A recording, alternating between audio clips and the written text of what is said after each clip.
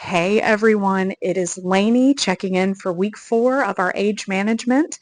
Today I really wanted to walk you through a professional grade nanochanneling treatment designed to deeply restore Steve's skin.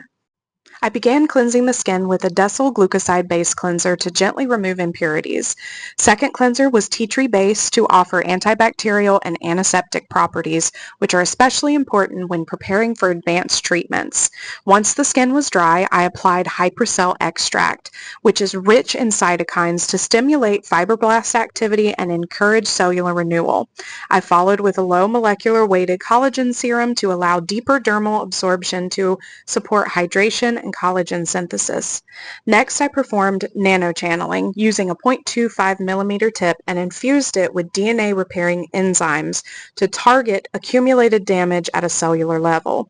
I stamped the face and neck until a uniform light erythema appeared, indicating proper stimulation without trauma. Post-channeling, I layered hyaluronic acid, elastin gel plus, and collagen gel plus. This trio regulates sebum production, increases hydration, and enhances both collagen and elastin development in the dermis. After the full absorption, I applied an anti-wrinkle mask containing allantoin for cellular regeneration and jojoba extract to soften glycated affected areas. While the mask processed for 10 minutes, I treated the lips with hyaluronic acid and collagen serum for additional hydration and followed it with a cool globe massage to reduce erythema and soothe skin.